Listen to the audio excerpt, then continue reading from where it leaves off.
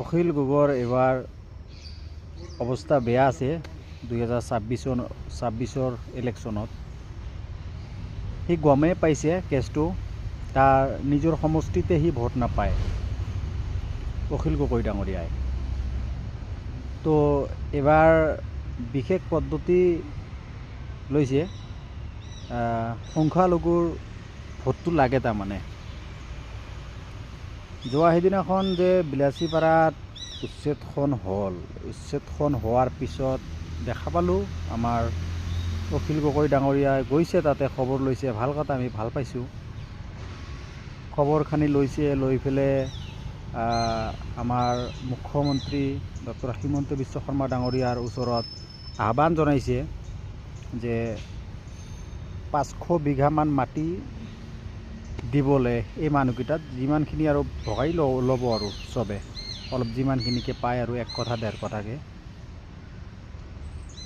তাৰপাছত আমাৰ মুখ্যমন্ত্ৰী ডক্টৰ হিমন্ত বিশ্ব শৰ্মাৰ মন্তব্য শুনিলোঁ, কি প্ৰতিক্ৰিয়া দিছে সেইটোও শুনিলোঁ। শুনি আৰু বহুত কিবা কিবি ভাবিলোঁ, চিন্তাও কৰিলোঁ।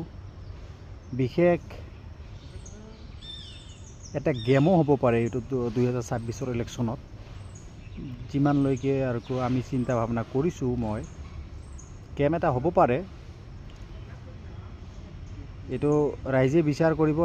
ৰাইজে ভালকৈ উপলব্ধি কৰিব কাক ভোটটো দিব লাগে, কাক দিব নালাগে। আমাৰ মানুহখিনি যদি এতিয়া সজাগ নহয়, তেতিয়াহ'লে কৰিব লাগে একোৱেই নাই। ইমান কোৱাৰ পিছত, ইমান দেখাৰ পিছত, ইমান কিবা কিবি হোৱাৰ পিছত কিছুমান চাওঁ বিজেপিত যাই পেলাই জইন কৰি আছে, দাড়ি টুপি লৈ কিনে ভোটো দি আছে। ইমান হোৱাৰ পিছতো বুজি নাপালে একচুৱেলি আপোনালোকক কোনেও বচাব নোৱাৰে। আপোনালোক নিজেও নাবাচে, এনেকৈ থাকিব। আপোনালোকৰ জিন্দগীটো এনেকৈ যাব, আপোনালোকৰ ল'ৰা ছোৱালীৰ জিন্দগীটোও এনেকৈ যাব। আপোনালোকৰ কাৰণে কোনো একো কৰিব নোৱাৰে যদি আপোনালোক নিজে কৰিব নোৱাৰে।